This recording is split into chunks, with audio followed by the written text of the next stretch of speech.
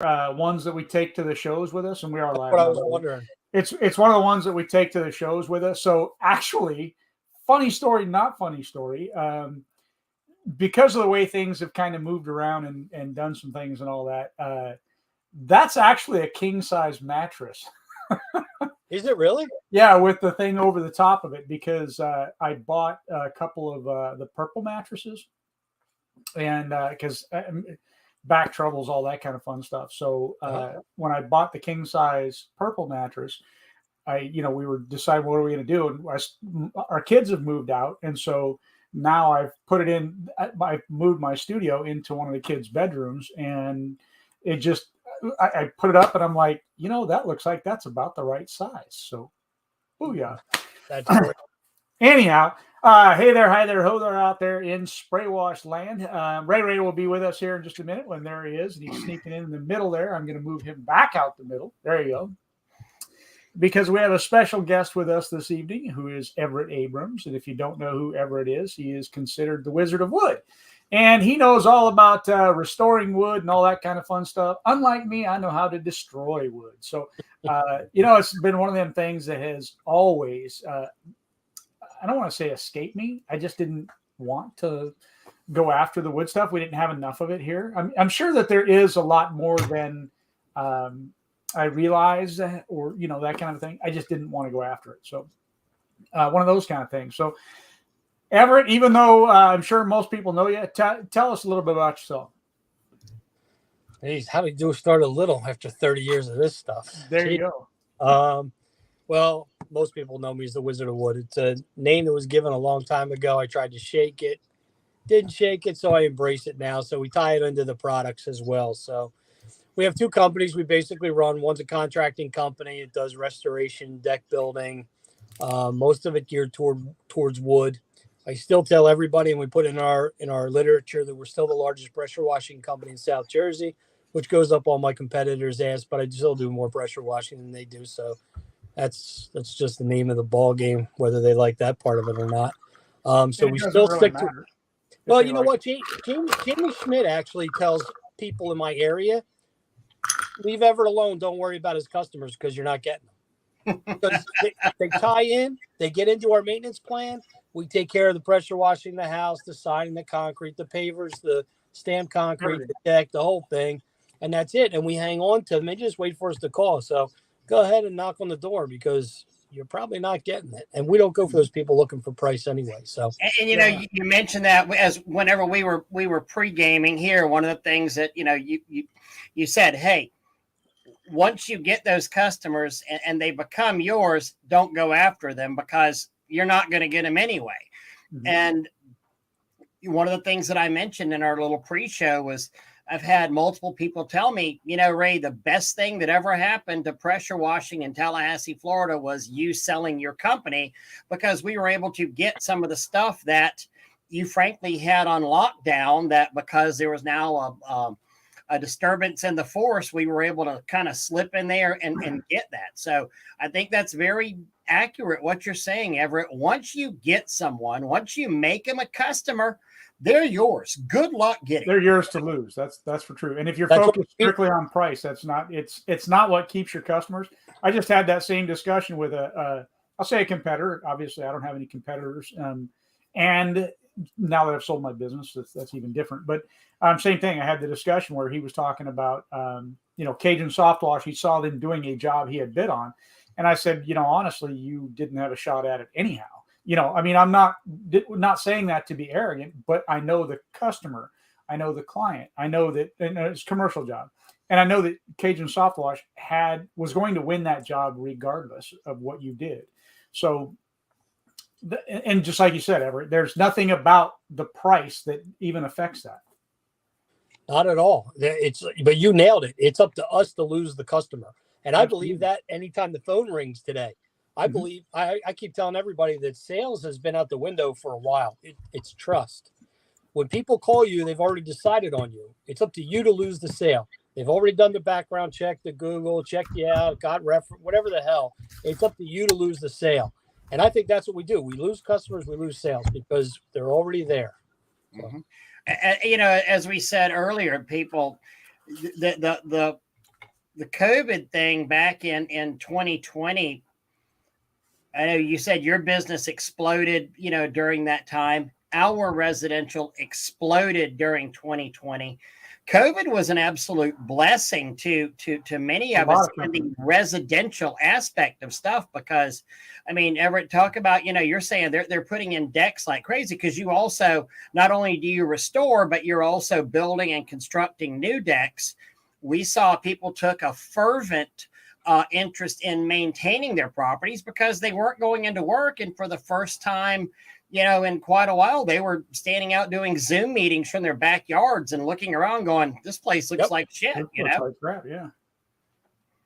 I'll tell you what, the whole COVID thing, it was the same for me, where I thought I was dead certain when COVID happened. I thought, all right, guys, gear up. Our commercial is going to go through the roof and our residential is just going to be completely dead. And it was actually opposite. When COVID first hit, our commercial just dried up, dead. But our residential just went through the roof. And people would say, yeah, now that we're home, we're looking around. And, like you said, we're doing our Zoom meetings. And, the place just looks bad. And, boom.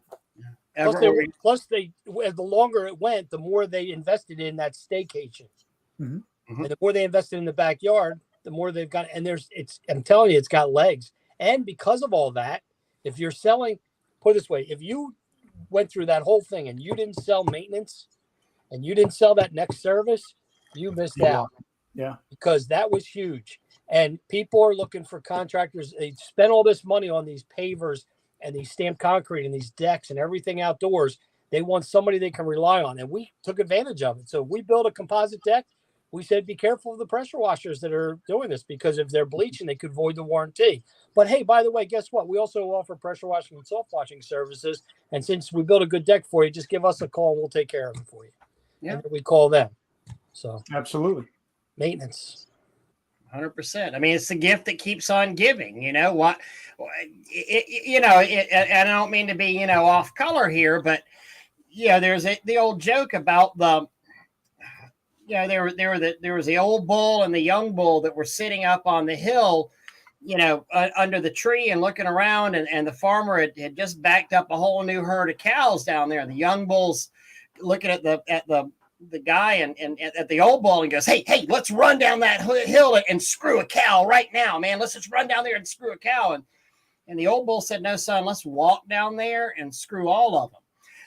You forget about the long game on things, and in your rush to go and do as many jobs as you can, or to get as many new customers. What if you just got the right amount of customers and you kept getting money from them over and over again?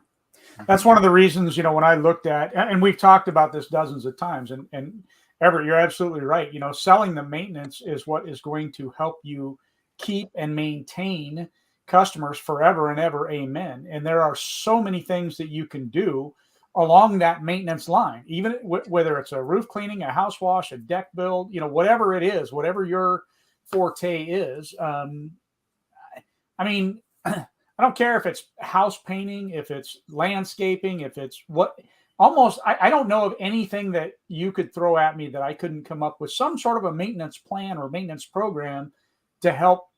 I mean, it's a service business. That's what you do. So let's talk about a couple things then with that. First of all, I would say anybody who's working in this industry, like I have heart, you guys have heart, you spend a lot of time and effort. What is your asset? Your asset is your customers, your maintenance. Mm-hmm. So even if I am a new person, if you're new and you're watching this tonight, if you're only going to get in this game for 1, 2, 3 years, you say, you know what, I'm out. I don't want to do this. At least you worked hard for 3 years. You've got a customer base. You got a customer list to sell, especially if you work from the beginning on maintenance. That's your asset. I sure know that if I was only going to work 3 to 5 years and said, you know what, I'm going to scrap this, but I had something to sell. And if I got 35, 50,000, whatever the hell it is, at least I got something. I didn't work for free and sell my equipment like everybody else does. And so do a lot of landscapers and other service industry people. And I don't get that. I don't get it either. And the largest company in the world, the largest pressure washing company in the world, didn't buy me out for my equipment. Yes. There you go. Yeah. I'm Yeah, sorry. absolutely. I mean, you just like you're saying, I've seen it so many times where guys are like, they got out of the business, and you're like, what'd you do with your customer base? Well, I mean, I didn't do anything, or I just turned my phone off, or whatever it was that they did, I just referred them to somebody else. I'm like, why did you do that? I mean, well, I didn't have that many customers. I mean, I might have had 100 customers, or something like that, and you're like, I mean, there was value in that. Right. But if you had 100, let's say you were sitting there grossing $100,000 a year, but those were repeat 100 customers that went to you year after year after year. I guarantee you there is a business that would want to absorb you and at least give you some kind of value for that, other than the value of a 6-year-old freaking Honda 690 with 2,500 hours on it, 100%. Yep. Now, the other thing people don't talk about with maintenance is, and I can even tie this into wood, a lot of times we don't even think of this, but I bet you I could go down to Florida. And if I was in Florida, you know where I would be selling my wood services? I'd be at every commercial hotel, resort, park, everything. They all have teak benches, all that stuff out there. Yep. And guess what else I'd be doing? I'd be setting up myself with route work. I'd be taking care of that outdoor furniture, windows, concrete around the pool. I'd be everywhere. So there's a tie-in to some of this stuff. And by the way, teak is a good way to get into teak and outdoor furniture. That became huge. I'm sure down there, like it did up here, you couldn't go indoors. Everybody had to eat outdoors. All these places still up here have outdoor furniture. People are eating outdoor spaces too. It is so easy. Once it's restored, you go in, you get some warm soapy water, you clean it up, get the hands grease from the hands, and then you just wipe on a coat, gone, see ya. And you don't even have to do it every time. Sometimes you can just clean it and then maybe put some teak oil on or some mesmers, whatever the hell you're putting on, every other time. It's easy. It really is. Now, I had a guy take the wood class not this class, the last one. He's up in North Jersey, and he said he scrapped his whole business market, went out after this stuff, and he's doing just almost all furniture now. Wow. People don't realize how much is out there. And they get it done in-house, and it doesn't work, just so you know. It's funny you mentioned that, but I think back to I was offered a contract with Walgreens around a large area of Walgreens, and I turned it down. But it was doing all of their interior glass, none of the exterior, all of their interior glass. And Walgreens has those security mirrors that are beveled down, and I'm sitting there looking at me going, gosh, there's so much freaking interior glass here. And I thought the rate was incredibly low. And I talked to a long-term window cleaner, and I was telling him, after I had let it pass, and he said, you're an absolute moron for letting that pass. And I can't remember what the rate was, something like, $300 a store, something like that. And he goes, you're a moron for letting that go. He said, because the first time you go in there and clean it, the second, third, fourth, fifth time you go in there, you're really just touching up the dirty spots on there. And that was, several years ago. And all of a sudden maintenance kind of clicked on me whenever I got that. I was like, oh, you're right. I don't have to reclean. And now water-fed poles make it even easier. Yeah. After you got it right. Yeah. And it's on the outside. Yeah. Yeah. I'm telling you, people do not put the emphasis on the right thing. But you know what? Part of that is I think some of it's our fault. But the guy's been around for a while. I think we've talked a lot of technical stuff. I don't think we get to the business part of it a lot. And a lot of this stuff is just kind of business 101. And I know a lot of people want to jump on Facebook groups and, ask what the price of bleach is 100 times over, in their area. And I'm being critical, but yay. Yeah. But it's true.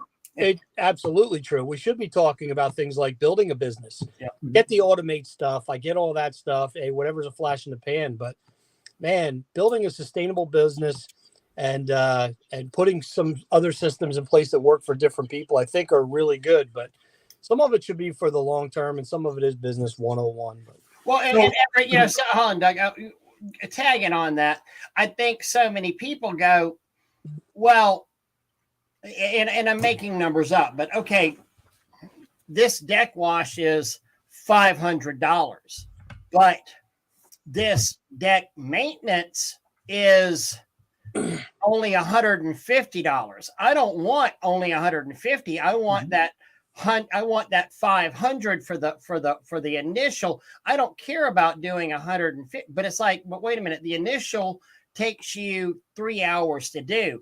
The 150 that now occurs every quarter or 6 months or that takes you 30 minutes to do. So it's your profit's actually higher. Yeah, your profit's much higher, and you're getting it multiple times, a year on that. Okay, so let's talk about that. And you can probably relate this to everything you guys done in the past too. And we don't talk about this. Every time we see these guys come on Facebook groups, and again, they don't talk about business. So this is going to hit the business part of it, but watch how this ties in. We never talk, like people say, how much do you charge to clean a deck? And somebody will say, okay, whatever the price is. Why would you listen to that ass? First of all, how high is it off the ground? What's the coating? Does this have to be stripped? There's so many scenarios. Right. So nobody ever asks all the right questions. They just say, oh, well, I charge $2. I charge $2 to clean, $3 to strip. Check this out. Watch this. Clean and seal. We all know that sealers are easy to apply. Watch this. How about cleaning a semi-transparent? Now it's starting to get a little more opaque. It's a little more like painting and a little more detail. Now let's go clean and a solid stain. Now I just came up with 3 prices, right? Now watch this one. Clean, sand, seal. Clean, sand, semi. Clean, sand, solid. Now I got 6 prices. Now check this out. Change clean out and put strip in. Now I've got 12 prices. How many people talk about price list? Right. We never talk about a price list. And I can tell you this, ready for this one? I do this in the class. If somebody does 100 decks a year at 750 square feet on an average, and that's not big if you count the railings and everything, it's just an average deck. Nobody's not going to hire you because you're 50 cents a square foot higher than somebody else. But if you don't have a price list, then what happens is you're just leaving it out in the wind. But on 100 decks, 750 square feet, that's 37,500 at the end of the year. That's a better car. Remember we pre-gaming. I'm going to Aruba on Thursday, everybody. Right. Better trip. That's better equipment for your company. And I only took 50 cents on one scenario, not even the 12 different prices. So, I mean, that's the problem with wood. And it's also a lot of the problem with other stuff. We don't come up with a price list. We don't get what we should. And the other thing, too, about the price list is I can tell the customer when they say, hey, can you take $100 off? I'm sorry, we have a price list. Which service do you want me to take off? Yeah. And what's amazing, though, exactly. Yeah. What service do you not want? You don't want it stripped? Okay, cool. We'll just stain over the old stuff. We're not responsible whenever it starts flaking up. But, and it's so true there, what you're saying about the price list. It also makes you an expert in that respect, because we've always said, like, whenever somebody goes, oh, well, you can't, the last guy looked at the picture on Google and gave me a price there. Oh God, I love hearing that. Whenever somebody says, the guy said, looked at my house on Google and gave me the price. Well, how can they tell what the siding is? How can they tell if it's oxidized? How can they tell if what your landscaping is? How can they tell the age of your roof? How can they tell blah, blah, blah? And all of a sudden you're now becoming such an expert. And you want the customers that want experts. You don't want the customers that want the low price. You want the customers that want the experts. And now you're going, damn, yes, this is who I want. This is what I want. This is important to me. Oh, wait, and you have a price list. Wow, now I'm not really getting screwed at all either. That's where, for me, package pricing really, it helped our company as well, because in a package, you're listing all the different items, right? And then you're saying these items go to package A, these items for package B, and these items for package C. So they have that price list of all the different things that are on there. And that's what they see, and they can add the value up right there in front of you. I like the fact when I waive the price list, like Ray's saying, it takes you to a different level. And the customer that identifies with you and says, that company has a price list. That makes sense. They're professional. I trust them. That's the company I want. Well, that's the customer I want. Right. Yeah. So I'm also painting a picture that attracts them to me, but I also want those people. The people that come back and say, your price is too high. Well, okay, sorry. Thank you. Appreciate it. And Brenda, your question has already been answered. You were late, and that is your fault, not Everett's, not mine, and not Ray. So, But I mean, Everett, what are your, and to answer Brenda's question, what are your thoughts on how busy it'll be during the recession? Okay, I can Busy, answer busy. that real quick and easy. Ready for this? If you're worried about the recession and recession-proofing your business, you're already too late. Mhm. The time to recession-proof your business is with your business model before this happens. So, I go back to this where everybody was hell-bent on one way, but not sustaining a business that's going to, I mean, let's face it. If people don't have the money, they don't have the money. You can't force them to spend the money. Right. Yeah. So how are you going to market to the $99 guy or the person that You're never going to? Yeah. Right. It's not going to work. You shouldn't have been marketing to them in the first place. I agree. And that's our business model goes towards those people that are looking for the maintenance. They're not going to slouch on the maintenance. If you spend, like we build decks for the people that don't know, if people have a 25-year, 30, 50-year guarantee, whatever on the decking, you think they're not going to keep up with it? Yeah. Of course, they're going to keep it clean. They're going to maintain it. Same thing with people with a wood deck. A wood deck's going to get like 20 years plus. Of course, they're going to take care of it. They're not going to let the sun destroy it. And then the same thing with all the money they spent out there. And that's another thing. I think the pandemic. But that's your job, though, Everett. I mean, that's on you.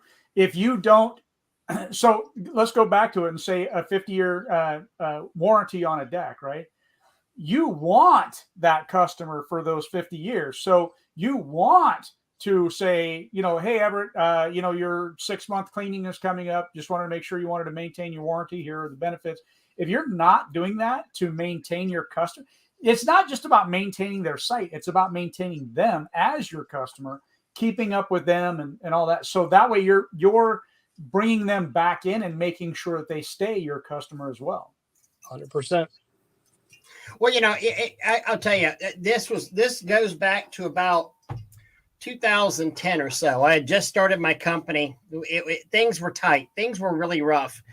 And I remember it was February, and there's a neighborhood. It's actually within probably about a 5-wood hit of my office right now. And I remember there were 14 to 1,700 square foot houses. They were real simple cookie cutter houses. At that time, they were $160,000. And I went out there and I made a special door hanger for the neighborhood, about 300 houses, because I'm like, look, I can get in here, get in and get out and get these houses done. I did literally an $89 special house wash because it was February and my ass was hungry. So I went out there and door hung the whole neighborhood. I got, I think, 1 call out of 300 flyers in February from an $89 special. You know why? Because people who need an $89 house wash can't afford the $89 house wash in February when the Christmas bills are coming due. Mm-hmm. I was going after the wrong customer at that time. That was not recession. But that's part of learning business too. And that's one of the things I think that we do here on the show to begin with. We get a lot of people that are first timers and new and all that. And they always hear us talking about, raise your prices, raise your prices, raise your prices. These are the exact things that we're talking about. And Everett's helping bring those to light to where these are the reasons that you want to do that. These are and these are some of the ways that you get there to help you do these things. The maintenance programs are something that are going to help you with your pricing. So Brenda asked about the recession and the maintenance through the pandemic and yada, yada. So something along those lines. I don't see it up there now, but I want to answer this.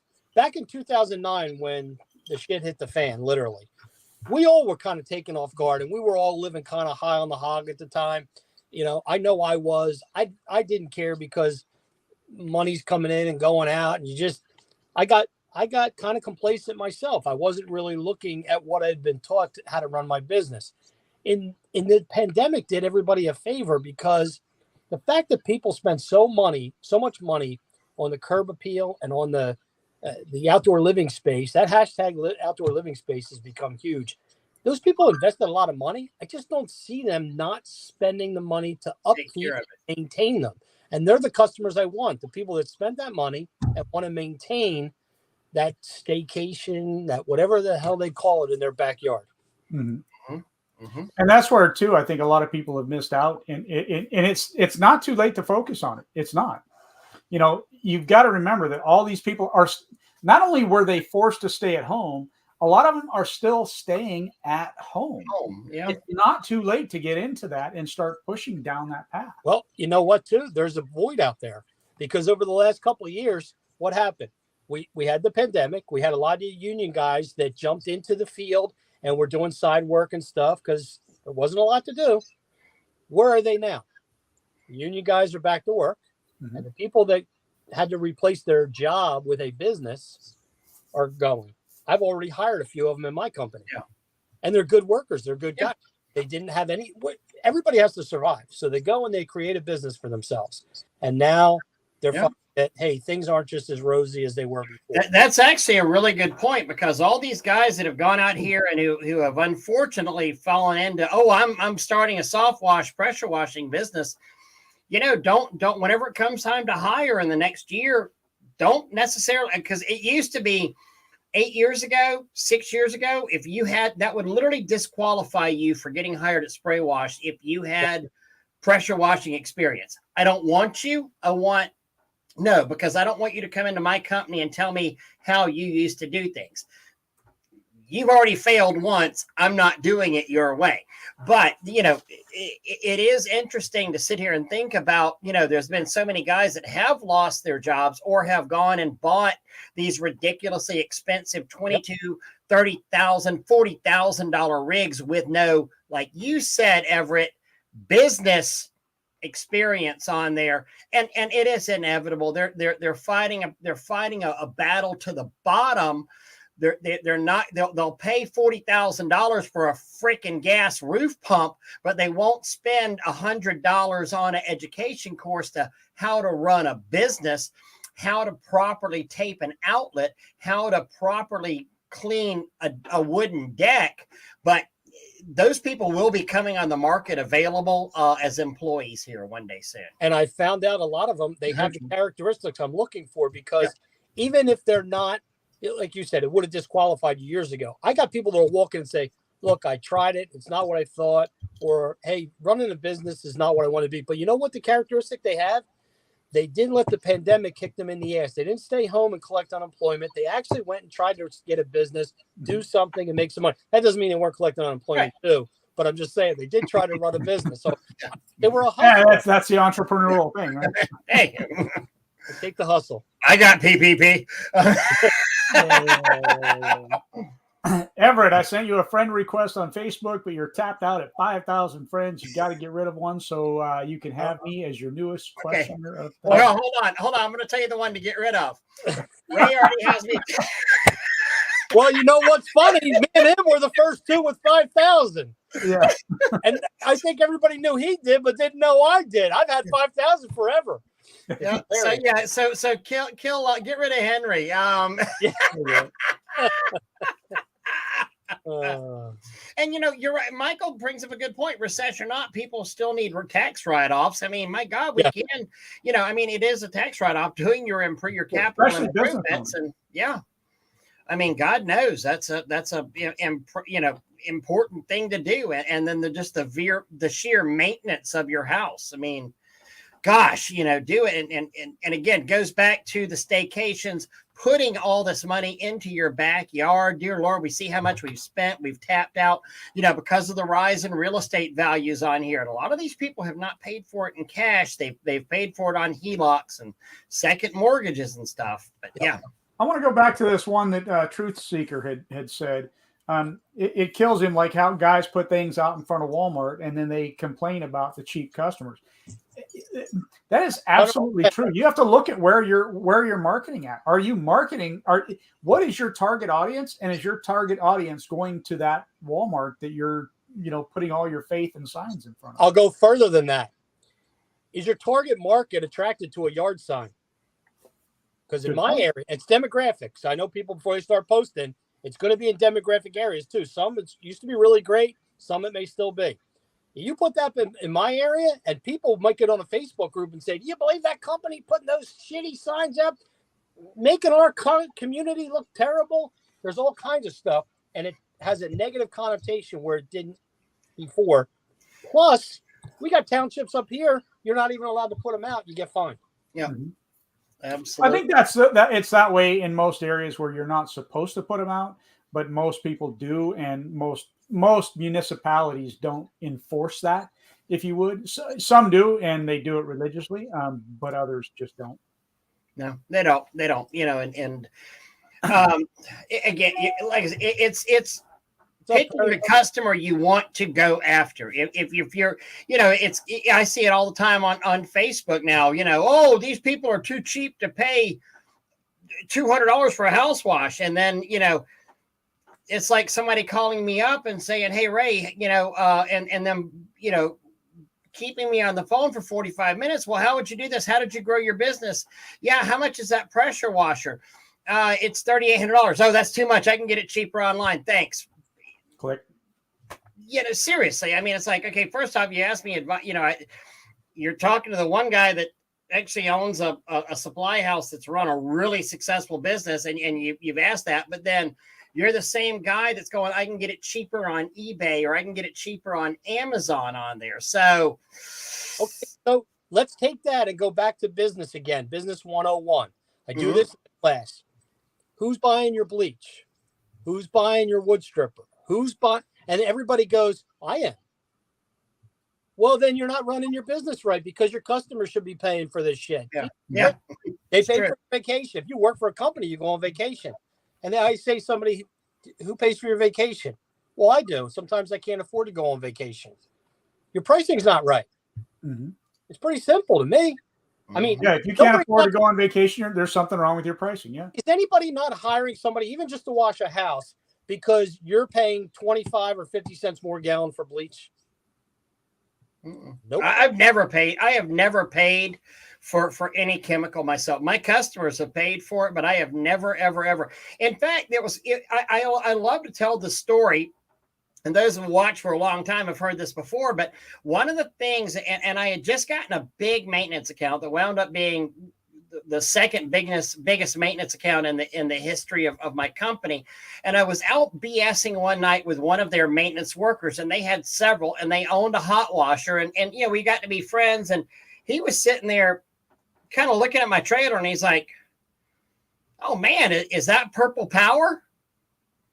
Yeah, it is. Oh, cool. That's what you use out here. I was like, oh, is that Purex?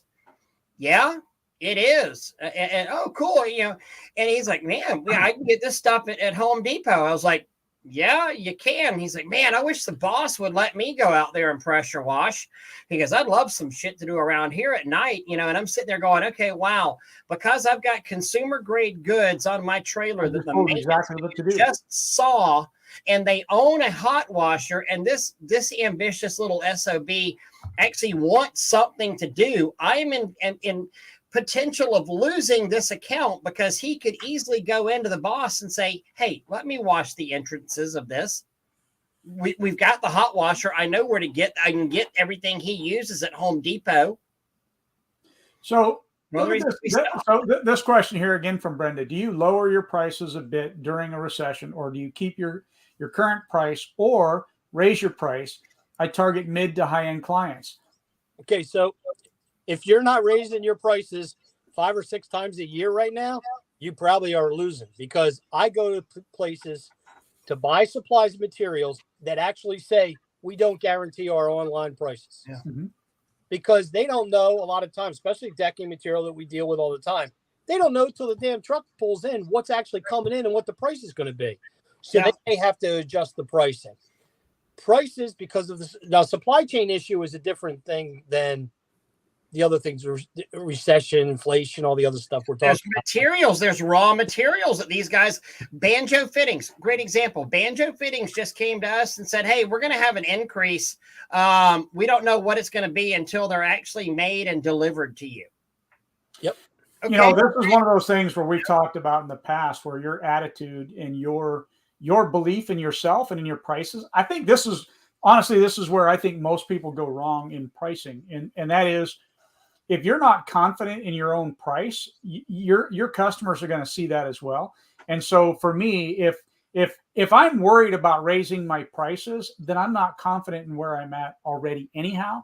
and I need to get myself to that comfort zone. And a lot of this, even like Everett saying, I mean, if you can't afford to go on vacation, you've got a pricing issue. You don't necessarily, you may have a customer issue as well, but maybe that's because you're going after the wrong customers. You should be able to confidently say, yeah, that's $20 million for me to do that. Whatever your price happens to be, that's what it is. So it could also be a business model one though, too. So just because I'll talk about the Chuck and the trucks too, because it depends on what you are. When you try to be everything to everybody, that's a recipe for failure. But I had a guy, I tell a true story now.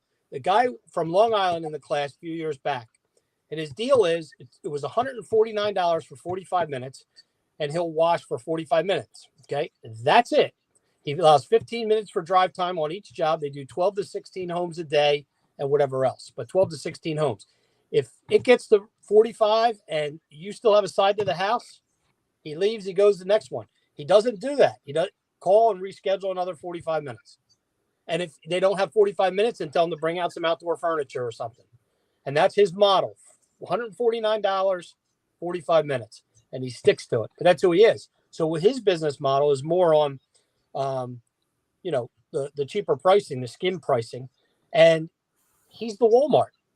But you also, I'm not And there's a place for you Walmart. do that 8 hours a day, and guess what? You can put as many crews on and do that if you're and maybe you do it for $199 now. I don't know, but I'm just saying that's his business model. It worked for that guy. He did that to compete with a guy like me who has premium pricing. So, but that's always the wrong way to look at it. He can't compete with you on that different pricing. Correct. It's impossible. But that's also why McDonald's and Ruth Chris Steakhouse are in business. Exactly. So. I mean, he's not competing with you, but that's not saying that his shit isn't a way to do it, So and there's lots of guys out there doing $99 house washes or $99 deck staining or whatever, and they're making a killing.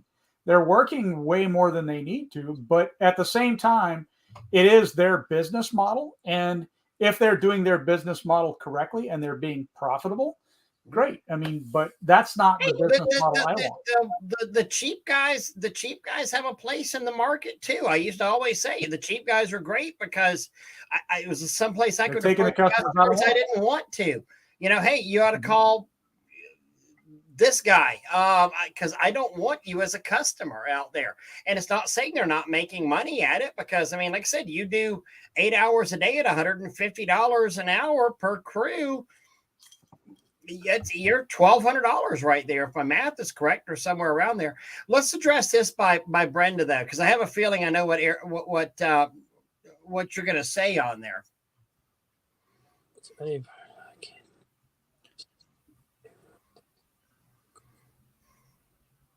I think she missed the price list though. Yeah, she did. I mean, because we already established Brenda came in late, but again, Brenda, I mean, what Everett's doing is literally saying, okay, clean. What was it? Clean, transparent, or clean, seal transparent, seal semi, seal solid.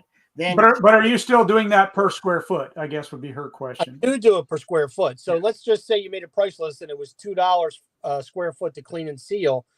$2.50 might be clean and a semi-transparent. $3 for a solid.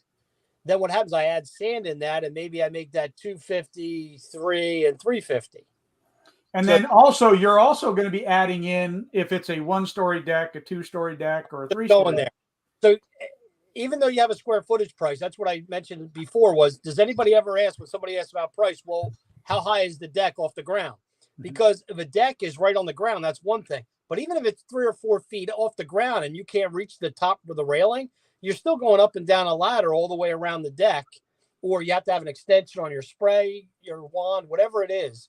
But I mean, every time there's height on it, you should add that. I mean, I used to do insulation when I was 18 years old. You got paid for height work. It's just no different. You charge more for height work. So you have to have an hourly charge.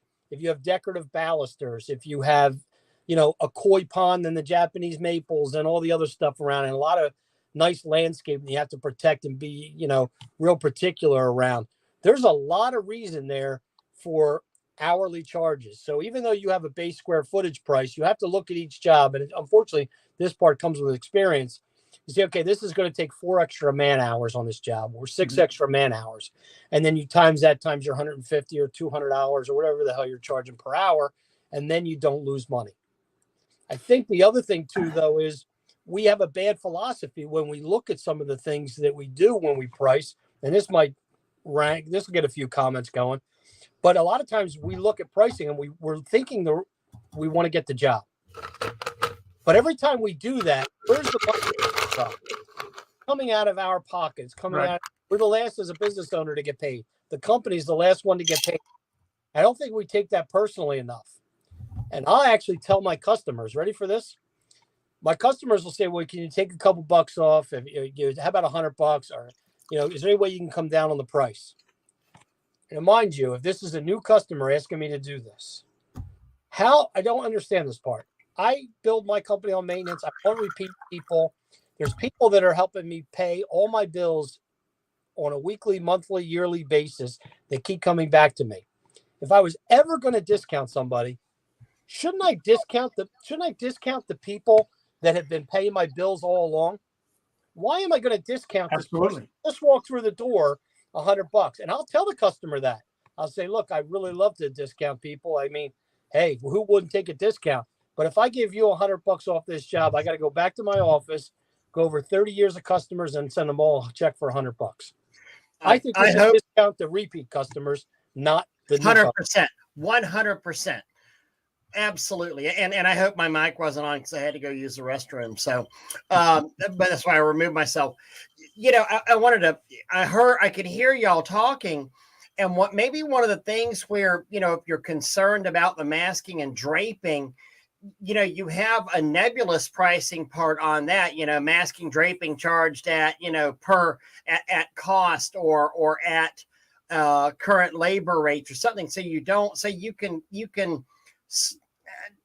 I don't want to say slip extra charges in there because that sounds not honest, but there's a way to make those prices, go up from the base prices if there's extra work like you were talking about, if it's at height, if it's great example. Back 3 years ago, whenever I was competing for this Florida State bid, which, has wound up being a $400,000 a year, plus contract for our company or my old company that was now, been purchased.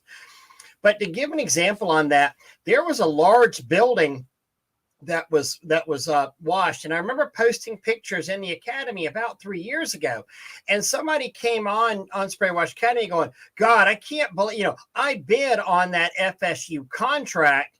And you beat because you were lowball. I can't believe you're doing that building for $7,000. I literally posted on that thread, well, that's funny because here's the invoice. It's $14,000 is what we're doing that building for. Well, how can you do that? It was $8 a foot, or let's say 14,000 foot. It was, whatever it was. It was, whatever percent you had. And I said, right. But we also had an added bump in there for dirtiness level. If it was dirtiness level 1, 2, or 3, the price goes up per square foot. Also, access level, the price goes up per square foot. And we had some things in there that would actually triple our prices on there, not just double them.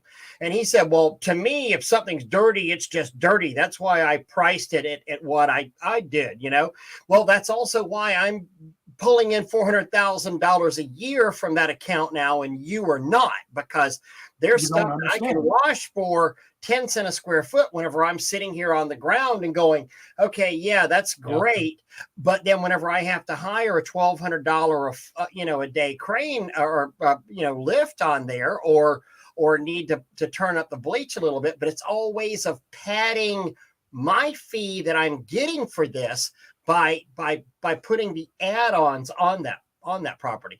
Not to mention, we made some little extra stuff in there for window washing, which you might have forgotten to do.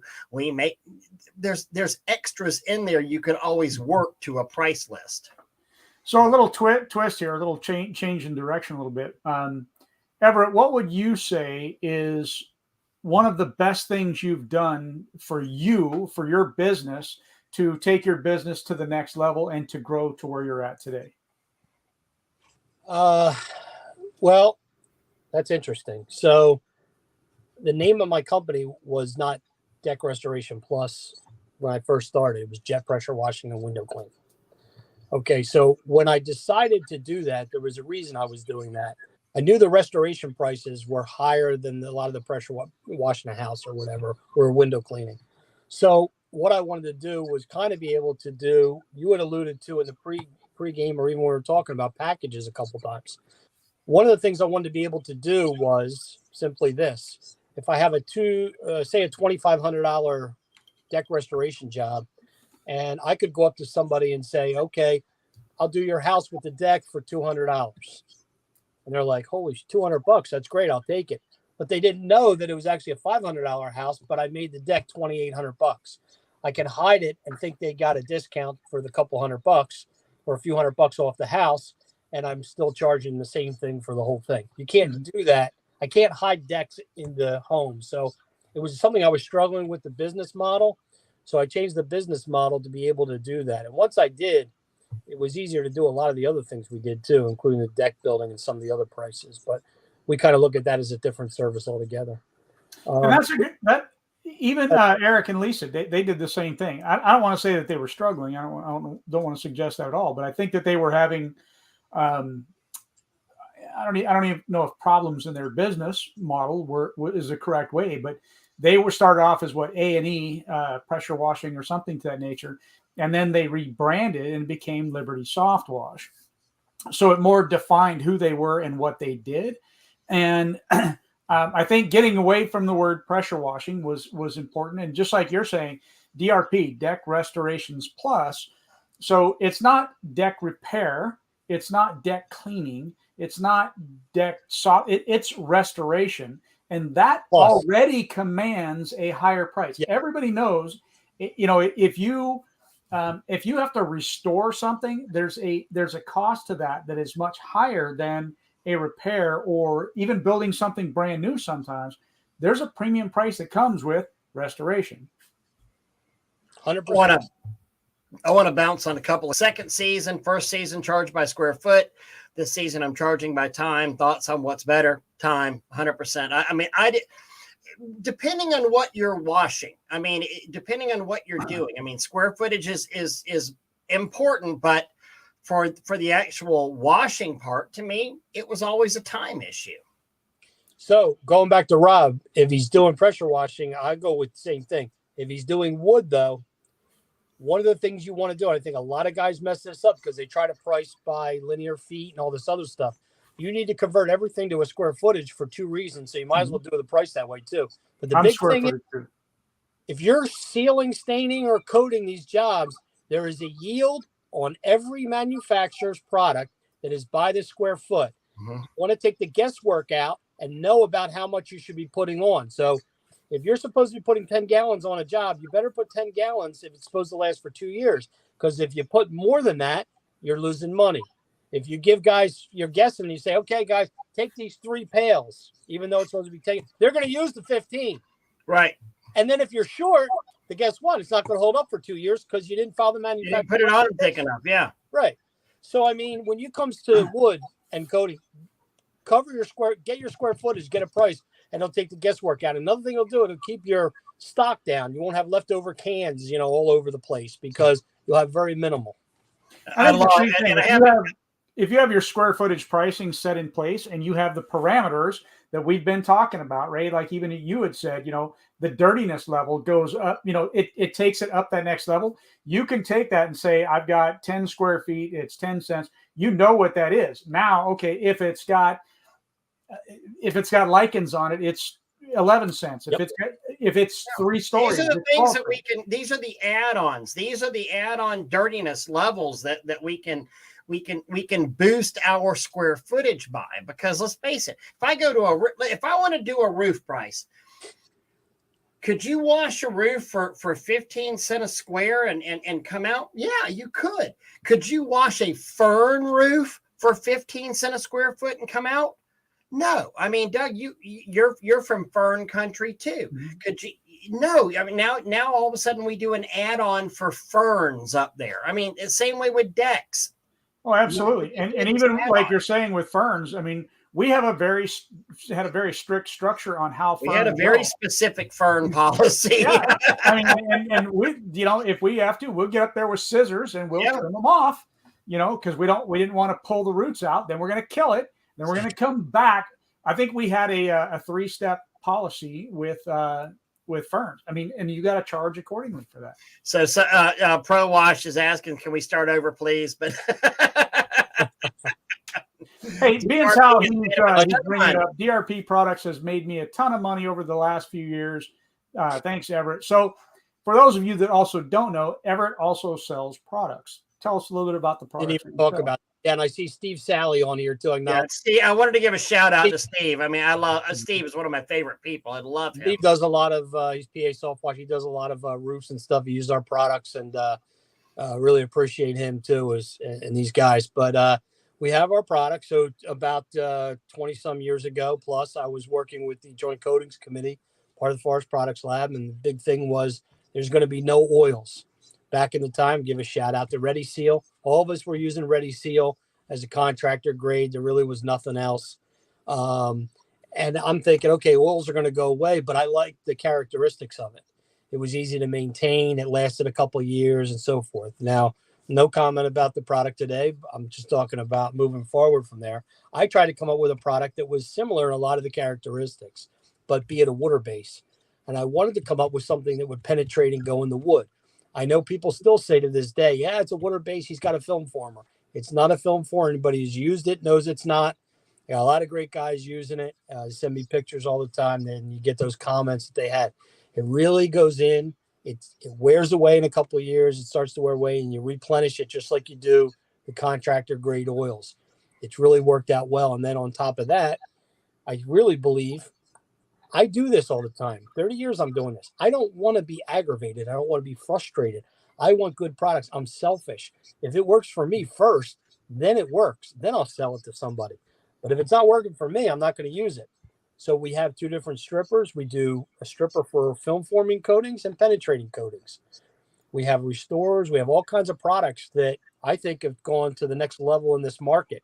I think too many times people say, I use bleach to clean with. I use sodium hydroxide to strip with. Well, if that's what you're doing, guess what? You're a dinosaur and you're out of the freaking industry pretty quick anyway, because there's so much more today than just those 2 products that deliver quality results. And the way the coating game has changed between water, oil, hybrids, the use of emulsification, and some of the other stuff that's used in this industry, you need to have more products, or at least be knowledgeable of them, so that when you need them, you can use them. And I believe that's what I've come up with my company and the products we have. Mm-hmm. I love this. Truth said, I used to hate staining decks as a painter, so I raised the price until I enjoyed it. It really works. Now that's truth for real. Yeah, that is truth. Right there. Truth seeker. Well, I got to admit, Truth Seeker throws out some good truth sometimes. He really does. He really does. And Pro Wash there wouldn't touch wood, long hours with Jim Bob and you, 80% of his income. So, yeah. Mm-hmm. Somebody knows the wizard title. Looks like we got David Rivas here. How are you doing square foot for spindles? Spindles is what kills me in time. Okay, so it's real easy for this too. So I prescribe to the keep it simple, stupid method, or as other people call it, the KISS method. So what I do is, ready for this? This is going to be the hardest thing you've ever done. So most of the railings will say are 4 feet high. People never count the fascia. So they're 36 to 42 inches, but we never count the fascia. So basically what I do is I take my linear footage, and let's say it's a 20 by 30 deck. That's 20 on one side, 20 on one side, 30 on the other. Just an example, not counting the stairs or anything else. That gives me 70 feet times 4 feet high, 280. Okay. Now I double it because there's 2 sides. That's 560. Now I add that to my 600 square foot floor, and it's 1,160 square feet. Now, how do I come up with that? Ready for this? Anybody who knows building codes, the balusters, spindles, or pickets, depending on where you are in this country. And for you Carolina people, you're welcome. I use the word pickets. Anyway, they're 4-inch centers.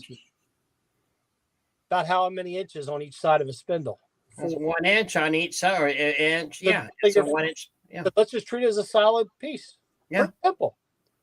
That's why I say it's pretty simple. But I got guys that say, I count the spindles and charge $1 a spindle.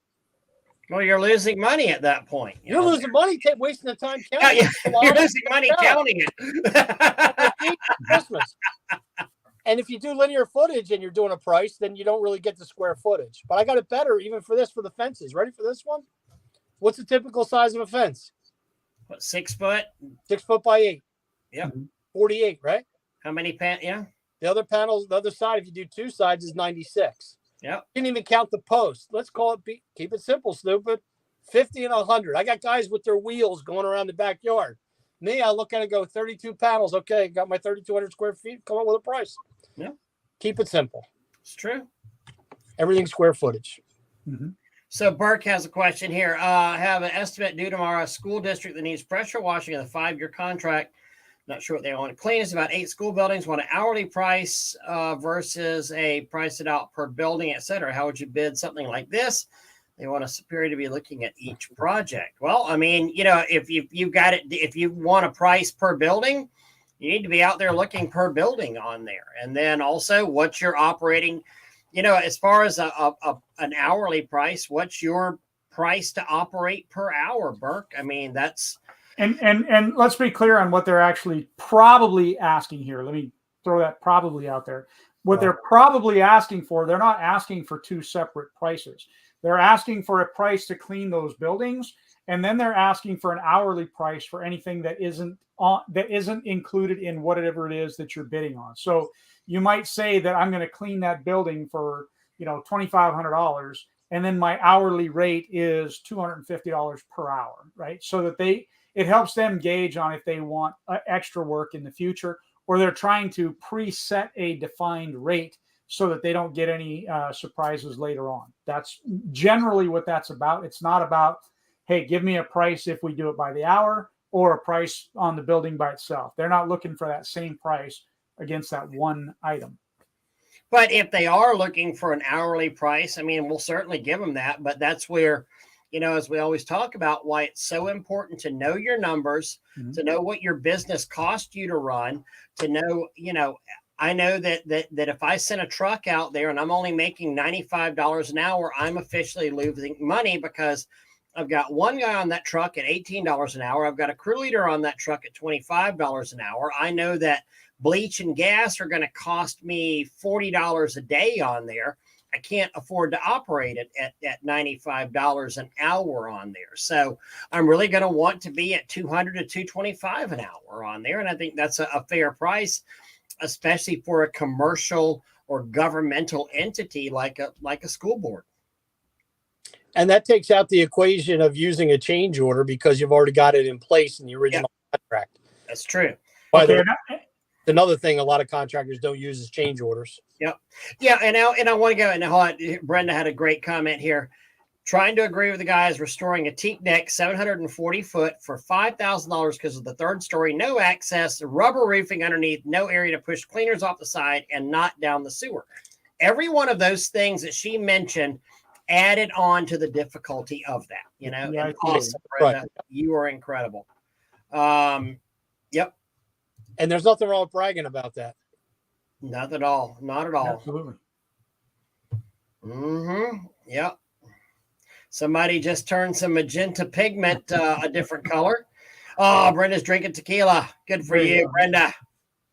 So that issue with the a lot of people are tying the paint issue to the pandemic too.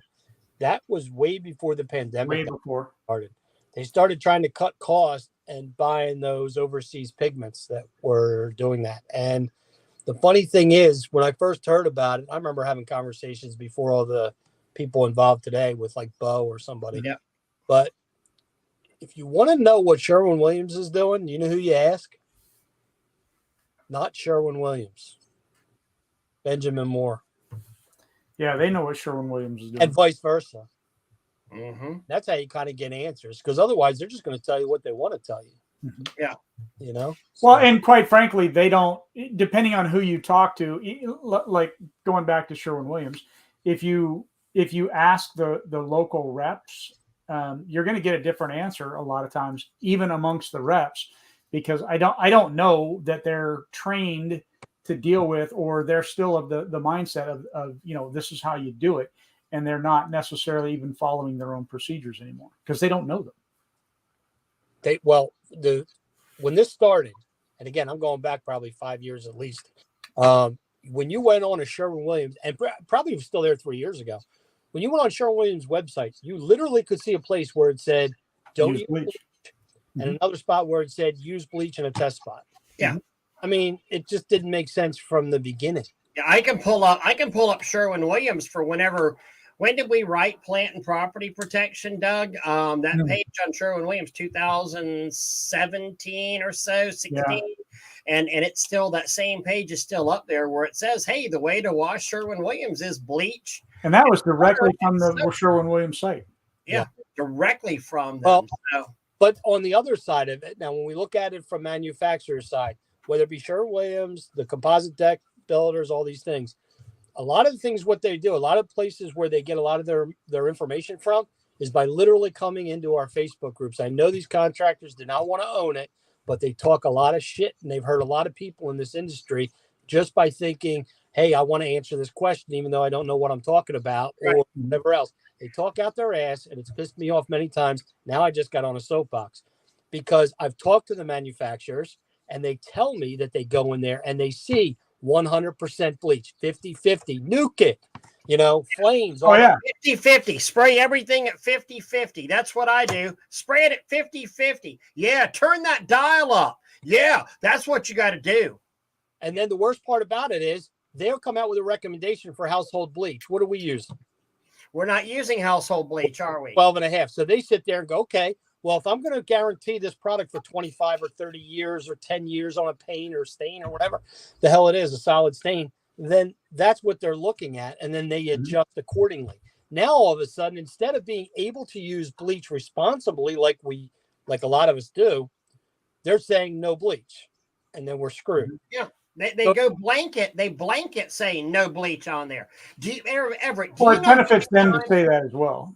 Well, do you know how many times that I have, and this is one of the things in Spray Wash Pro that we have where we've got from JM Roofing, where we've got from GAF, where roofers have told us no bleach, and I have literally got letters and engineer contacts in there where we've got it where they said, no, you actually sound responsible, like you're not a freaking moron. And I'm paraphrasing here, but you're welcome to use bleach at this percentage and that, even though our technical specifications say don't use bleach on there, because they realize that I'm not some yahoo out here slinging 50-50, 12.5% like a dumbass. Yeah, we've been saying it for quite some time that they are in the groups.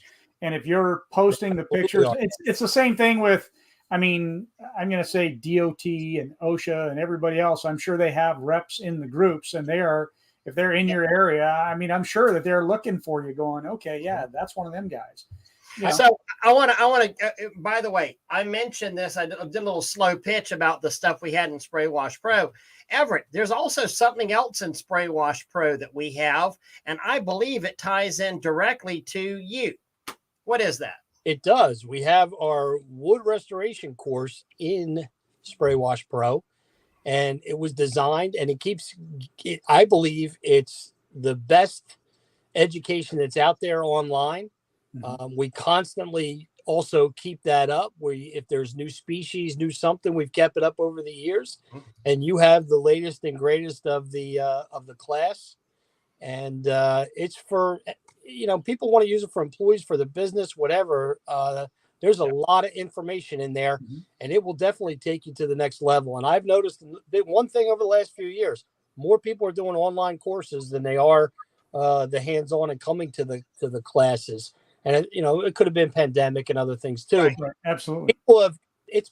A lot of people are going to online classes, and I think that gives you a really good starting place too. But for one, but it also, if you've been doing this for a year or two, a couple of years, you're still in stuff in there you're going to learn because it's been adjusted to today's times and not something you're getting that was done from 10 years ago, 15 years ago, and still being taught.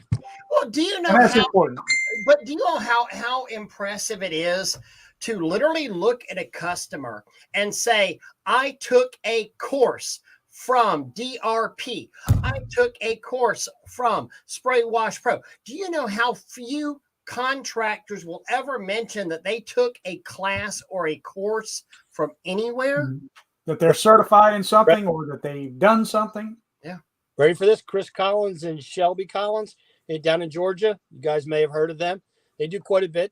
And I've had two people tell me this now, but they were doing some historic homes. And to bid that, they asked them, do you know who the Wizard of Wood is? Nice. And Chris takes out his cell phone and says, would you like me to call him? Yep. I love that. They wanted the homes done the way I teach, either on the YouTube videos or in the courses. So Nice. it does get around. And then I can tell you another thing too. This course that you have, I broke the news last week. It's going to be on the NADRA, the North American Deck and Railing Association, on their site. They're topping theirs as well. And that's a pretty big endorsement for the course to teach people that are deck building as well. And you guys have that course. Mhm. So Wow. it's out there. That's a hell of an endorsement right there. Yeah, Yep. absolutely. Mm-hmm. I like that. I mean, it is funny that if for people that don't think that, like, the certifications, we always say that, they don't mean anything if you don't use them. You have to use them, right? But on the other side of that coin, in today's day and age, everything is so right there in front of every single customer. If you think that they haven't already checked you out, they haven't already been to your website, they haven't already seen your reviews, if you're kidding yourself, right? So that's why these things are so important nowadays. And that's why using things like the certifications, where they can then go back and they can look and say, okay, well, what is that about? They're going to do that research on you.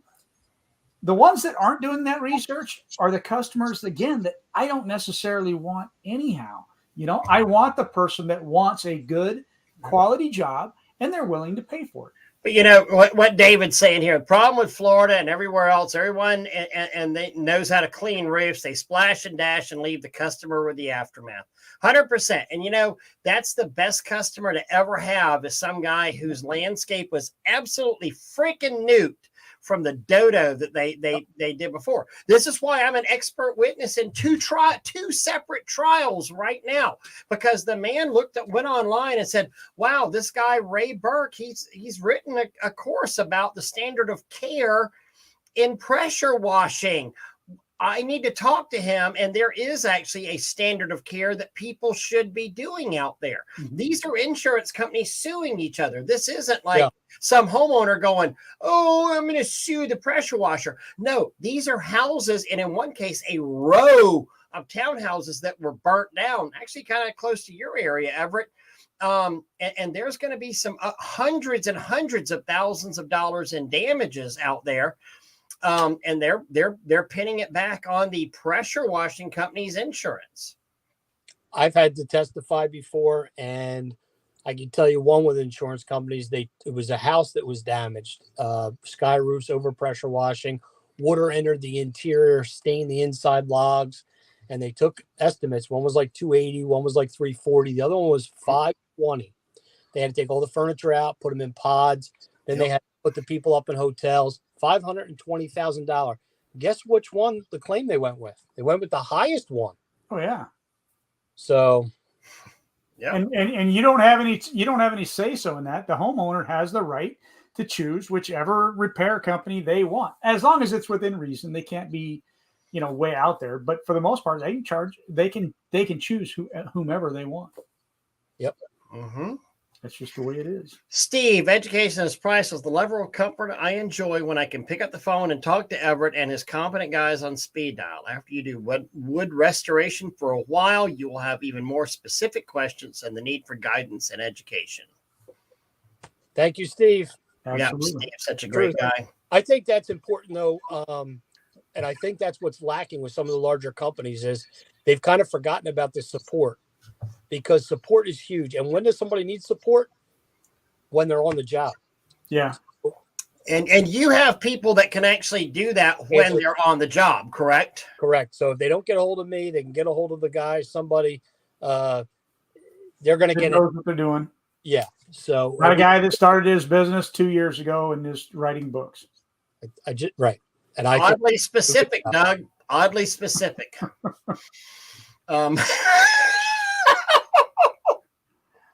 Well, you know, I get my inspiration from PWP. Yeah. I like the fact that I wrote my book and my manual that's 152 pages that goes along with the course, and I didn't copy and paste. Yeah, 30 years, blah, blah, blah. What do you know? Yeah. You know what's funny about that? And I love that. But I think that's what keeps me going, too, is a lot of people will say, you know, I've always tried to stay current. And I've done that with the manual and keeping up with the industry and so forth. And I think that's why I've been successful. I'm not still stuck 20 years ago. Right. And I think that's what keeps these classes relevant and so forth. And I think with these changes, and I think that's a big reason why these online courses and the education is huge. The other thing too is that it does, besides giving you the good education, if I'm building something, and let's face it, when we start, we're building a company, right? How many people build these damn businesses without building the foundation? Absolutely.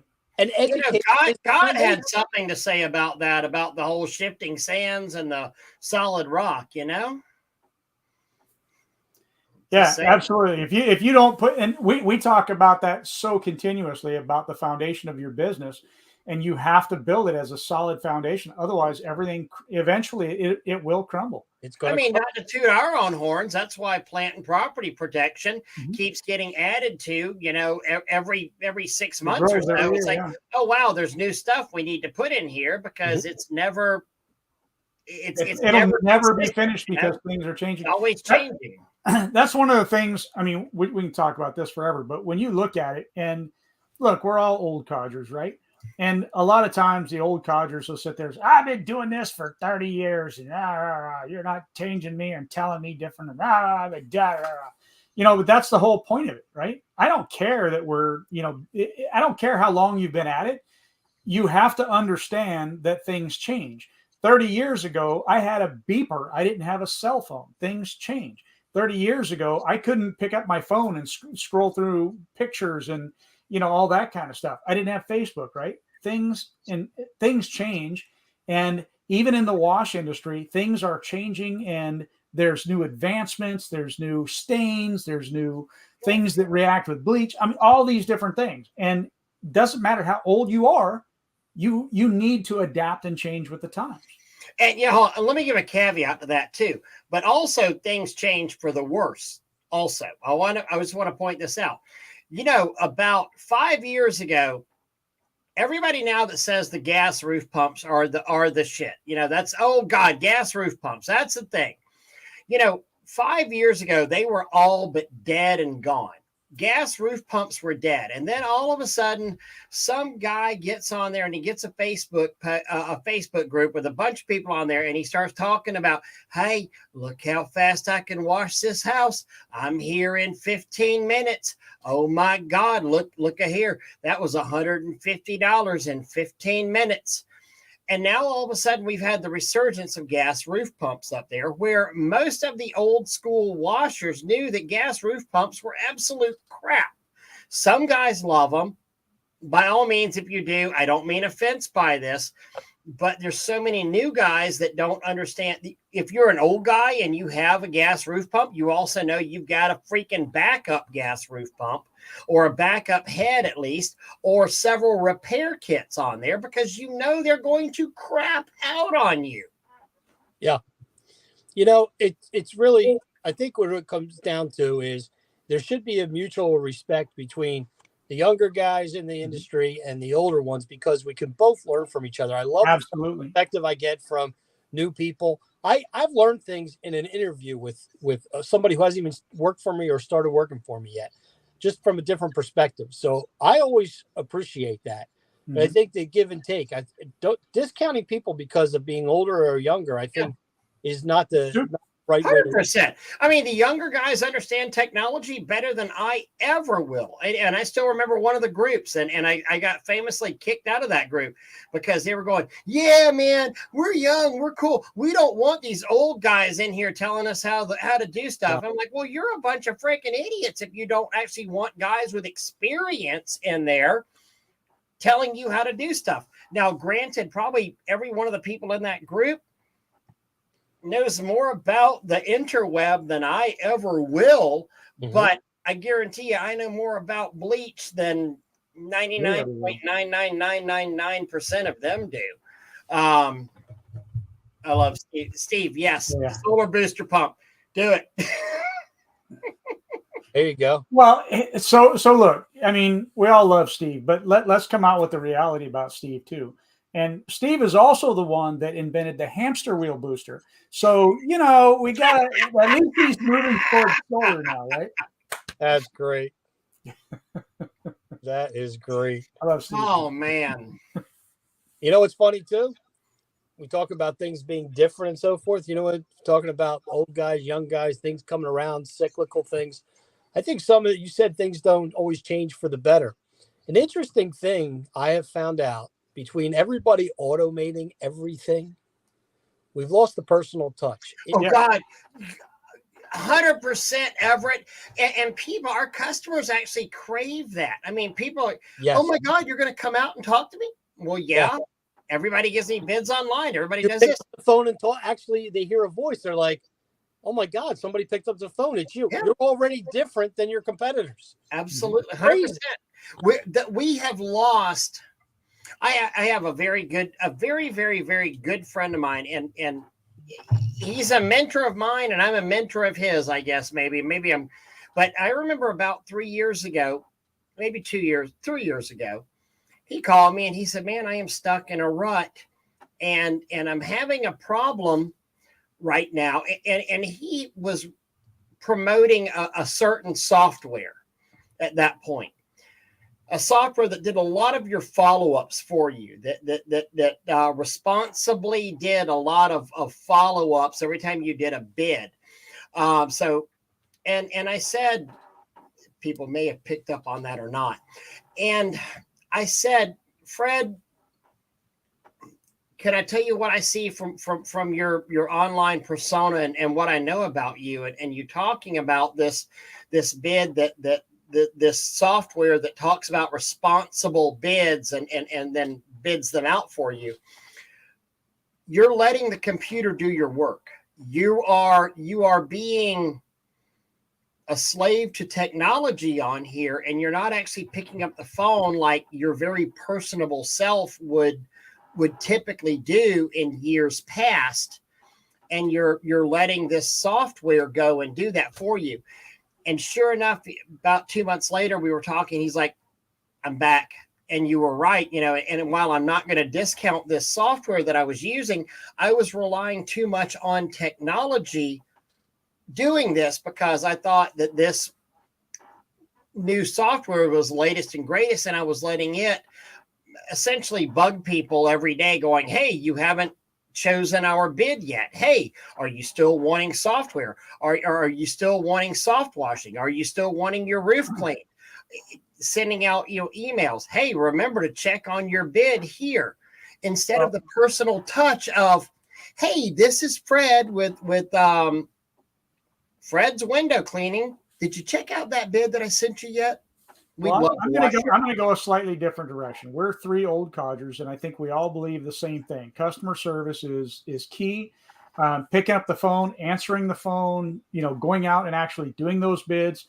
But the same thing that we were just talking about, right? We have to look at the new generation, and there are a lot of people out there in today's society that don't necessarily want to talk to us, don't necessarily want to meet with us, don't necessarily care about being there when we're there, and want that level of service that is different than what we want, right? So they want those follow-ups. They want to do everything by text and by email and by Facebook and whatever that kind of thing is. So again, that falls back into knowing who your customer is because they're making money just like we are off of, getting higher end clients, because we're getting higher end clients by personally going in, shaking hands and doing things. They're getting them by doing, responsible bidding type stuff. Right. So we got to keep in mind that there is more than one way to skin that exact same cat. 100%. And to answer this question, I will damn sure go to court. I know who this is. I will damn sure go to court with you and defend and can show where you are very competent. So 100%. Go ahead, Everett. You were going to say something? I forgot because I started reading that. Oh, sorry. Then it went away while I was reading it. It says, Ray, want to go to court Yeah, with me? Plant damage 30 days after services. Gotta love summers in Florida. Took pics 10 days after services with a few brown leaves on a shrub, possibly from us, ? But most likely just summer heat and drought. Customer didn't want anything done at that time, but now we ruined everything. Smack my head, Gene. we all have those. No, G, not Gene. So- G. Gene, yeah. Yeah. Well, Everett, go ahead, and then I'll throw my 2 cents. We have customers like that. That kind of ties into what you're saying about the impersonal part. Those people that just want to do by text or CRM or whatever, I'll entice them in, but I'm still going to encourage the interaction because I'm still trying for maintenance. Mhm. So I'll do things, even though they want to be dealt with text, email, whatever the hell it is, it's impersonal. We are going to do some crazy things. Even at the end, when we leave a bill, we leave a citronella candle because we know they're going to be out on that deck. It has our logo on it, but it's a citronella candle. It keeps the bugs away. We leave a gift. Today, we also leave a bag that says our name of our company on it because there's no more plastic bags. So we're leaving the bags, and that's a huge one. I've actually been in the supermarket for one of my bags. So that's a great idea, Everett. So now we've encouraged the interaction. So maybe it started out as a text relationship, right? But it evolves into more of that. Mm-hmm. And I want to convert those people over because I don't want to continue to be that text person. I want to be different and encourage that moving forward. I have a very good friend that I talk to every other day, if not daily. And talked the other day, he said, within 5 years, I want to be out of the service business. I said, why? He said, because it just came to me that the idiots and nincompoops that we're dealing with nowadays, as far as our employees, are going to become homeowners and property managers and the people who hire us. Could you imagine working with these idiots in 5 years? And he has a very valid point. Very valid point. I got a better one for you. How about in 5 to 10 years, all the people on TikTok that are going to be our customers? That's the point of where he was going. Yeah, exactly. No. Hey, I want to go back one, Ray. Okay. So just so you know, I had one where the guy went after me, suing me for 4 months, damage to his property 4 months after we left, and it was right after record freezing in Baton Rouge. We don't freeze here, hardly ever. We had 2 back-to-back record freezes in Baton Rouge where his plants died, and it all of a sudden became my fault. There was also some concrete damage he was blaming me for. We had before and after pictures of everything. Alligator scaling that you can see under, Yeah, and the way that ended out was the insurance company settled with him, gave him a very large chunk of money, even though we could prove everything, right? And then they came back to me and said, we want a check from you for, I think they wanted like $4.5 grand because I had originally said, hey, if the guy just came to me, I'd have given him his money back, even though it wasn't my fault. I just wanted it to go away, kind of a thing. And so they said, okay, well, give us a check for the $4,500. I said, no, there's no way I would settle that deal. I mean, my deductible is $250. I'll give you the $250 and that's it. You settled. I didn't. He was wrong. I wasn't, period. End of story. So just know that doesn't necessarily matter. You can fight them tooth and nail, but a lot of them, the insurance companies have the final say so. So on here and TikTok, don't try to pay on lap dances. Yeah, true. Oh, what is alligator scaling? Alligator scaling is where it's broken, and it's just the lay of the concrete of how it looks, but the customer couldn't see it because it was so dark and gross and black on top of it. It was literally the pour of the concrete and how it looked. Hey, Doug, I forgot Yes, Louisiana. You know what a lot of your good old boys do down there with wood homes and stuff like that?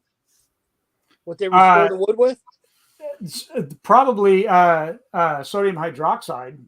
Drain motor oil. What? Yeah, they saved the motor oil. we used to do that. We used to do that on my parents and grandparents did that on the farm. And anytime you ever sunk a piece of wood into the ground, restore it. They restore it. The drain motor oil. It's crazy, but we used the farm too. But I've had people call me and say, "Yeah, I just use the drain motor oil. Keeps my house looking good, protected, and keeps the bug out." Yeah, damn sure it keeps the termites from getting in the wood too. Yeah, absolutely. It's funny the things you pick up geographically all over the country. I've been to all these places, and it's funny. There's a little niche here, niche there, niche everywhere. People that do different things. It's pretty neat. That is. Mr. Charlie, you're getting here, and we're almost an hour and a half into it. See how you are. What's up, Charlie? How are you?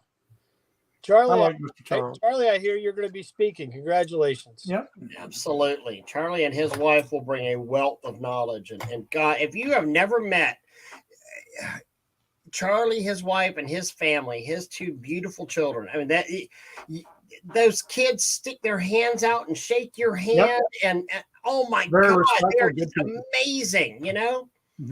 It's like you sit there and go, I wish my kid was this well mannered. Well, you know what, too? The thing about, listen to Charlie, and I'm not trying to, rain on somebody's parade, but when I think of people I want to listen to, I don't want to be around the thousandaires. I want to be around the people that can make me better. I want to be around the people who have survived the industry, been through 2009, been through things. I want to learn from these people. Hey, what got you, through certain things? Charlie's one of those guys who's been around for a while. If you can't listen to him and learn something, you got issues. Yeah.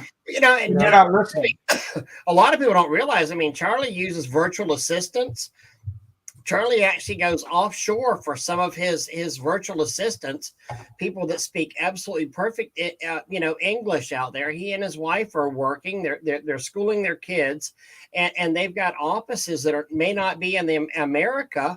But you would never know that, but that phone is always answered, and they're very much a part of his team. In fact, their family, and it just shows you that you don't have to sit here. You can, I know it's an overused thing, but think outside of the box kind of thing, I mean, and they do, and gosh, they're amazing.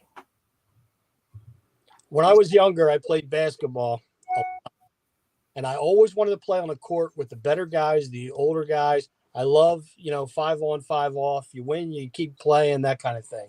Played a lot of street ball. You always play with people that were better than you to make you do better. And that's what I think a philosophy in business should work too. And even the technical stuff, how to run your business, I want to be around those people. I see a lot of names come up that I've known over the years. They're speaking at the different events. And I think that's pretty cool. But I will say this, and I don't mean to rain on anybody's parade again, but some of you guys, stop going to the events. We don't need serial event people. I mean, there's a lot of factions, a lot of events, a lot of groups. I get that. But run your business first. Yeah. Run your business. Use Spray Wash Pro and take your classes. And I love you talk about that. When we were younger, we used to play basketball, and now we're older. We look like basketballs. I resemble that. There you go. Hey, Charlie's just getting on. You're going to have to tell the story about the big bull and the little bull again. Hold on, look at that. Jacob Deal. Mr. Jacob Deal. He's got you as an autographed Wizard of Wood book. So there's quite a few of those out there. I've autographed some manuals too. Yeah. Yes, sir. Lonnie Shook used to bust my stones all the time. He says, nobody asked me to do that stuff. Sorry, Lonnie. Hey. Funny story about those guys? Well, I don't know if you remember, they came out with sand a couple of years ago, and they came out with the King of Sand, and they would have the king hat. They copied it off the Wizard of Wood shit. He stole it from me. Damn Jeez. bastages. I know. Lonnie, I hope you're on here listening.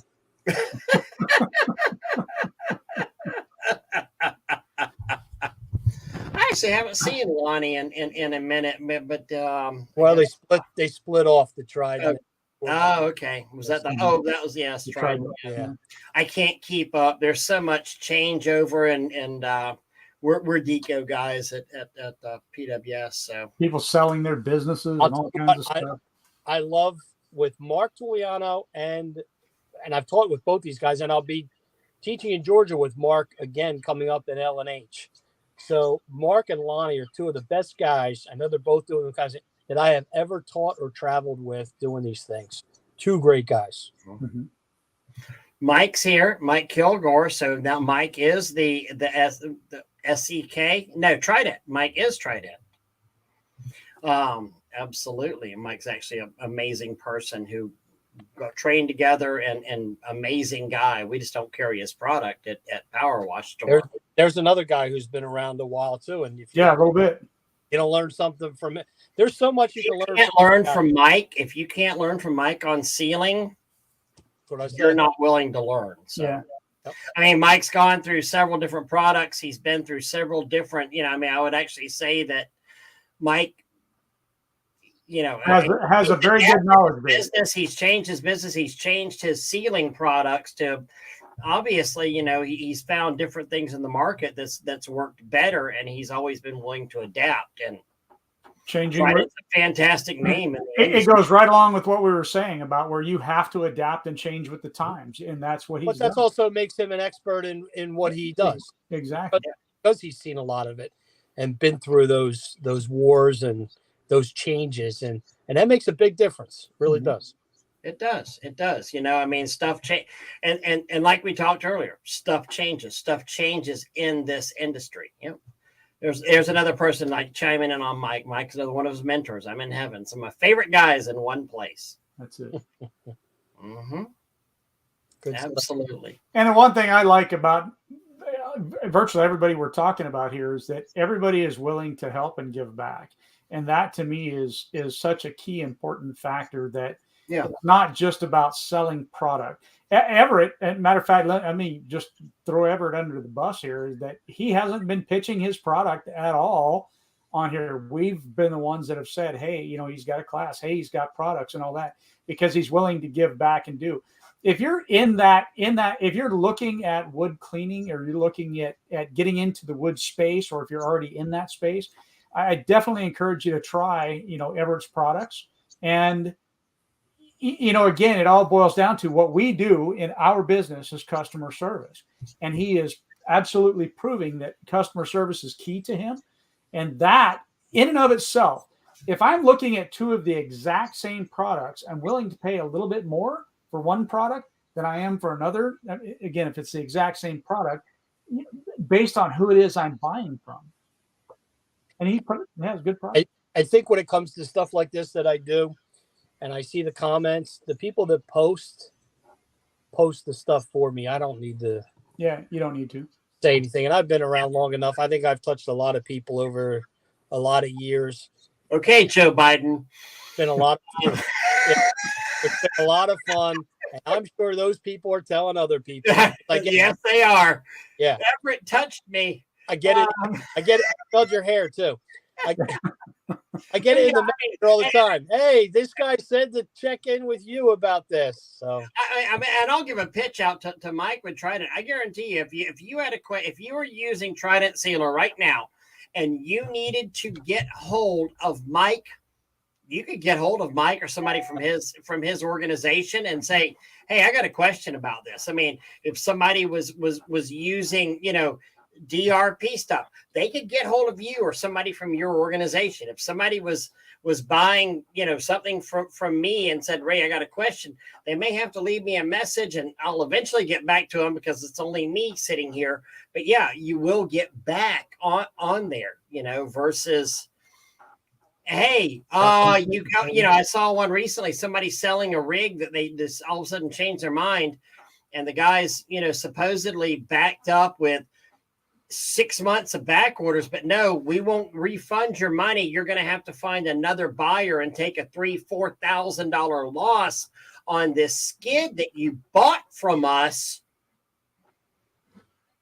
But even though we're supposedly 6 months back ordered on here and prices are going up every day, it's kind of bullshit if you ask me.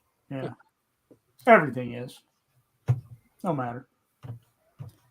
Anyhow. This is a no BS zone. Yeah, no BS zone. Oh, we've all been around long enough that we know the truth about a lot of shit, you know? No, we don't. Yeah. I'll tell you what, I'd rather have people actually reach out to me through Messenger, text, my cell phone. You can find Christ anywhere too. But I have a lot of respect for people who reach out for me directly now, then go to the Facebook group and ask. Yeah. Because you're going to get 15 different opinions. It's probably going to make you more confused. You can get 15 opinions, or you can get the right one by just coming to us. Mm-hmm. There you go. That surprises me too sometimes. I mean, when you look in some of the groups and somebody asks, okay, how do you do this? Okay, and let's just say, for example, somebody goes in and they say, how do I clean a wood fence? And Everett Abrams jumps in, and they know who Everett is, and all of that. And Everett says, do step 1, step 2, and step 3. Okay, plain black and white. It's there. This is what you do. Then they jump into another group. Okay, well, how do I do this? And then they jump into another group. Well, how do you're searching for the answer that fits you and not what's not the answer reality. you want. You want the answer you want to hear, not the right answer. Exactly. Okay, I'll go even worse. Ready for this? And I had one happen the other day. I showed it to my wife. I said, look at this. And I show her the question. And she said, well, what's so big about that? I said, they're not asking for me. That's a question in one of the groups. And what they do is they'll reach out to me for an answer, and then they go answer the question. Happened a lot over there. Yeah. Or if you answer it in the other group, they'll answer it back with almost the exact same verbiage of what you answered it with. Yeah. Been there, done that, seen that. You're like, really? Okay. But that's hey, how do I strip solid body stain? Oh shit, Everett, how do I strip solid body stain? You know, okay, here's how you strip solid body stain. Everett just answered, but they leave out Everett just answered. They used to do that shit on the old bulletin boards though too. Yeah. Kind of funny. It is. Oh, well, I'll admit I've done that. I admit it. Okay, but what I do is I'll say, okay, well, I reached out to Everett and he said do this. And give them the answer based on what I was told, because I don't have that answer. So I'll reach out to somebody that has the correct answer versus, trying to make it up or trying to. And that's the thing. I think a lot of times people do. They want to answer a question. They want to seem so knowledgeable, and and then they'll jump online and they'll research. Well, how do you do this? And then the first website that pops up, because everything on the internet is true and correct, they'll use that as their answer. And it's like, no, that's not even anywhere near correct. You didn't even read the entire article. The article threw this section out there saying what not to do, and you thought it was what you were supposed to do. No. So I don't get it half the time.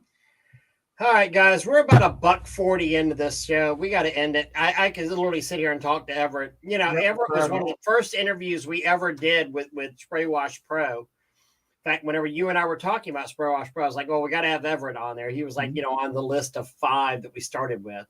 God, I think we went 2 hours that night of just me and you bullshitting back and forth. I didn't even know what the hell I was doing with Spray Wash Pro at that point. Just wanted to talk to you. You've been a good friend, through the years, Everett, and I sure appreciate you. Thank you. I know you're amazing. You, for what it's worth, you've got, Doug and I's endorsement for anything and everything. I mean, you're one of those guys that if you told me the sun isn't going to shine tomorrow, I would probably sleep in. So I appreciate that from both of you guys. You and Miss Candy have an amazing time in Aruba. We will. And we already know, so pre-show, we know what you're doing, but Oh, Jesus. Yes. So enjoy yourself. Have fun with that. Brenda, you be chatty anytime you like. We love you. You're just one of our amazing faves too. Hey, Brenda's great. Before you do anything, I want to show you guys something before we get off. Brenda, I have a feeling this is something to do with you. It's Brenda. Aw. Brenda got me this. I did not know. She got in touch with Candy and sent me this nice cutting board. It says, "The Wizard of Wood, Everett Abrams. Thank you for your teaching. Thank you for teaching me your knowledge." Brenda is one of the most thoughtful. Do you still have? Really is. And I don't have mine in front of me. Brenda is one of the most thoughtful people in the world. She really is. And I'll tell you, I'm a baseball fan, so it's like a baseball too. Yeah. And wood. Brenda sent me some things, and I mean, you know, those are the kind of people that are real and genuine, and you love them. You want them to succeed. Yeah. Well, I think everyone here loves Brenda. If she's not blushing right now, she should be. But we love you, Brenda. And you want to know something? This is why I love the industry and why I do what I do. Yeah, I love people like that. I was blown away by that when I got that. You know, I've said to many people, this industry has the most interesting dichotomy in the world, because truly some of my closest friends in the world, some of the people I respect the most, some of the people that I have learned the most from are in this industry. And at the same time, some of the biggest shitheels, it's kind of like Florida. Some of the biggest shitheel scumbags and assholes wind up in this industry as well. I mean, it's like you've got the most amazing and you've got the literal scumbags too. I mean, like it is Florida. Because we have Florida man here that they're just like, you're going, you know, any bizarre crime in the world gets committed and you're like, oh, that was in Florida, wasn't it? Yes, it was. And it's a beautiful thing about this industry. The hard part is figuring out which one you need to follow, the amazing people or the dumbasses. That's it. Absolutely. It's so true. We're gonna get Brenda to actually speak at a convention one time. We are. Oh, you know, that'd be great. So Brenda, and I'll go right here. Brenda is the kind of person that we need as an instructor in this. You know, absolutely. Brenda, you could do this. We'll give you some tequila beforehand, but no, you're an inspiration. I mean, you remember 5 years ago, Brenda wouldn't touch a freaking ladder. I mean, Brenda was paralyzed about you know. Well, I still don't think she gets on a roof, though. I mean, but you still, know, but she was scared of a ladder. I mean, and look at what Brenda's done to build her business, and we've watched Brenda just become. Well, she's doing a $7,500 freaking debt or $5,000 debt. Yeah. Comes with confidence. She's had some successes and gained confidence. You can tell the difference. It's been great. It's funny you mentioned that. I literally had a talk with a guy this morning who I guess I'd consider myself a mentor to him. I hope he would consider me one. But, you know, and his business has changed a lot over the last year. And he was telling me the confidence level that he had. And I said, you know, you get used to all of a sudden tossing out $10,000, $15,000 bids, because he even called me and he was like, I'm curious. He goes, I'm just second guessing myself. You know, is this too much? I did $12,000. How many times do you get that? I did $12,000 for a 2-day job. And I was like, dude, how much have you done so far this year? And he's like, God, you're right. He's like, this is like a momentary moment of weakness that I'm feeling, because you're right. I toss out bids bigger than this all the freaking time. But it's one of those, that swagger that grows with what you do, because I know that myself for the first 5 years, I was like, oh God, it's getting about $5,000. Is that too much? And then it's like, okay, $25,000, bam, send it. You have to remember that your price is your price is your price is your price. And it is what it is. And yeah, how many times do we get those phone calls? Everett, I'm sure you get the same thing where people call up and, man, I know I've done this like 50 million times, but am I on track here? And you're like, dude, yes, you've been on track the entire time, you know? Just go with it. You know where you're at. Absolutely. And the But more sometimes just you need that do, little the extra, handhold. it kind of goes back to the old axiom: if you want something done, give it to a busy person to do, somebody that's already busy, because they'll figure out the way to get that shit done. It's kind of like, the same thing. Once you're used to doing stuff, you just get stuff done. You're used that a 30,000 square foot building is going to be $4,500. What, we talked about in the beginning about building trust. Confidence builds trust. When you're confident, yes, it does. People trust you, and then they don't mind paying you the money. Mm-hmm. Mm-hmm. I mean, how many times have you ever seen a beautiful girl with an ugly guy? And it's like, so much of that is literally the confidence of the dude. You talk to the guy and you're like, holy shit, I'm now questioning my manhood because of this little short, fat, balding guy. Oh, wait, me. But how confident he was, Yeah, but you know what? That's okay, Ray, because you know why? It's going to be easy putting sunscreen on. Hey, there's a lot of truth in that. This is hard to put sunscreen on. That's I right. gotta tell you, Stop it with your my good top hair. of my head burns, Stop because it with it's your the hair's good hair okay, but self. it's still there. So I there's got to truth look to at that. I got to look at the positives in all this. That's right. Yeah, That's right. I just wear Everett, I so appreciate you. definitely. Same. I'm so glad you're in my life. I love coming on here with you guys. I really appreciate you having me. Really. You got to be on more often, though. I don't know why we wait so long. We've been remiss in having you. So remember, Wizard of Wood course, everything you need to know about wood, Spray Wash Pro. Courses.spraywashacademy.com. Just go to spraywashacademy.com, go to spraywashpro.com. There's links on there. Yes, sir. All that kind of fun stuff. And when anybody needs, they actually need DRP products. What is your website for your products, Everett? The products are deckandwoodstain.com. Deckandwoodstain.com. Yep. Deckandwoodstain.com. Yep. There you go. Brand new website. It's probably not more than a week old. Very cool. The old one we took down. So there's deckrestorationplus.com. Bless you. Is on the side. Oh, Woodstain, all the products. Deckandwoodstain.com. Deckandwoodstain.com. Mm-hmm. Bingo, bingo, bango. And then wizardofwood.net. There you go. All right. Well, I'm going to leave on that last comment there. Look at that. Big Rob, the wizard.